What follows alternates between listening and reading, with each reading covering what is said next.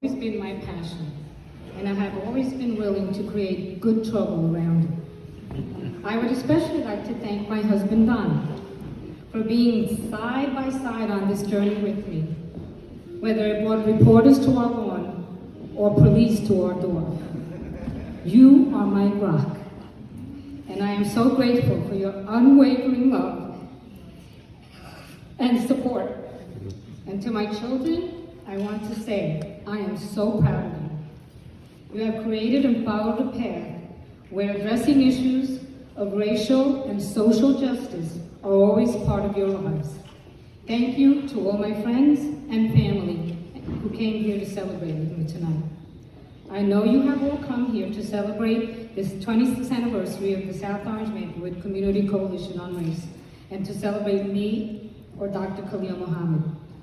But I am here to celebrate you.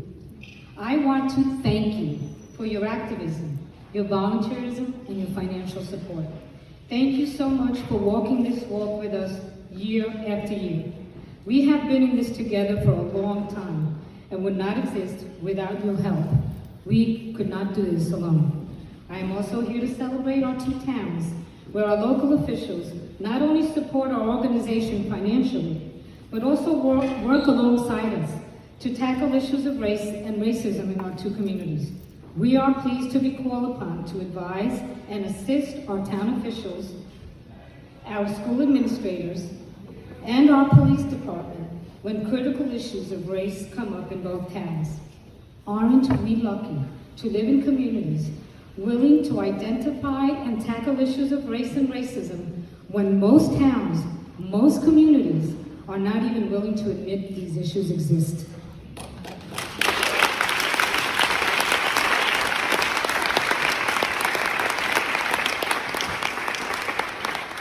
In 2008, our country elected its first Black president.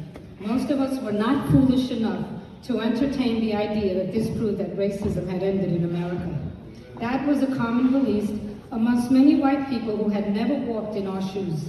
Instead, we prepared for the backlash as we witnessed the increase of xenophobia, racism, bigotry, a huge rise in white supremacy, and the constant creation of the other. We watched as racist rhetoric became the accepted norm amongst our many elected officials as they verbally attacked our president. There was no hidden racism. It was front and center, becoming mainstream dialogue in our institutions. 8 years later, the stage was set, and America elected to the presidency a man who used his birther denial of President Obama to test whether he gets support for his campaign. That proved so successful that he launched his campaign based on bigotry, racism, creation, and on the creation of other and hate speech. And as we know, he won. Many no longer felt the need to hide the bigoted and racist hate speech. White supremacists felt encouraged and empowered to act out their agenda. But I won't dwell on those 8 years and what it has done to our country and the world. I want to dwell on us, because we too have doubled down on our activism.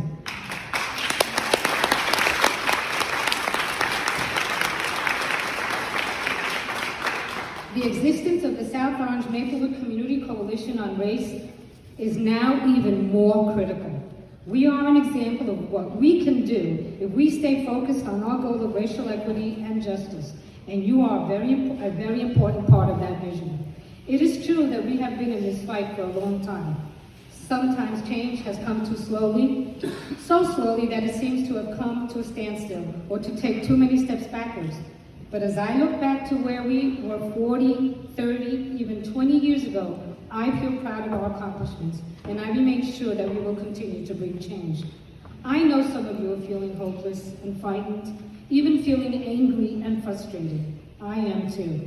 But I know, and I continuously remind myself, that we will succeed because we have to. The existence of our country and our democracy depends on it. How do we do it? We continue to educate and dialogue. We continue to unite and not divide. We continue to help others understand why being our allies is for the good of all of us. What can you do? What can you continue to do as an individual? Call out racism where you hear it or see it, whether it be in your family or social circles, in your local or national institutions, and most importantly, call out systemic racism. Educate yourself and others about the meaning of the phrase systemic racism. Point out its past and present history, and why we need to bring about its end.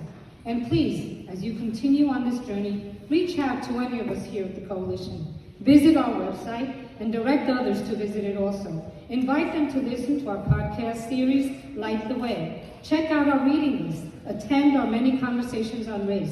Participate in our community book readings and panel discussions. Attend our Talking to Children About Race.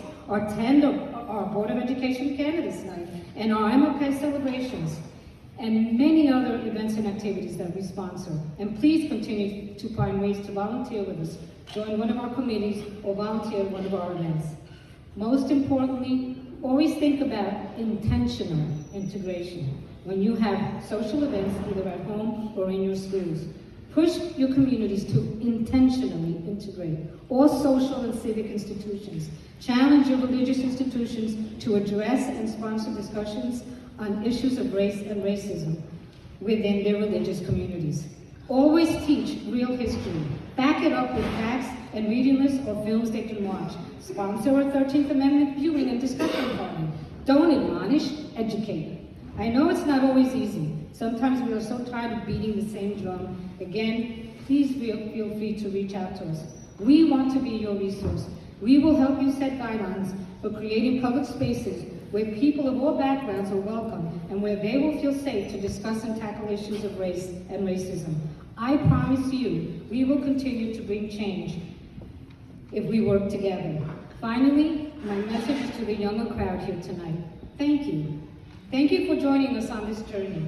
Thank you for your patience. Thank you for your passion for social and racial justice. I know sometimes you feel like change has come too slowly, and it has. Too many are still suffering. I just ask, help us help you.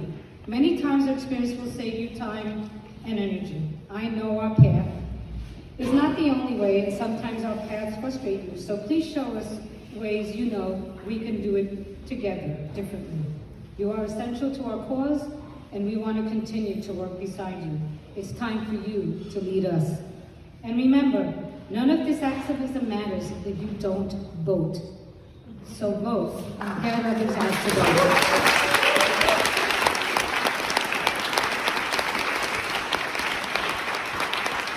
I leave you tonight with two quotes from Nicole Hannah-Jones. One is, white America must recognize that justice for Black people cannot be achieved without radical changes in the structures of our society. And finally, she said, if we are a great nation, the truth will not destroy us. Thank you all for coming tonight and for voting.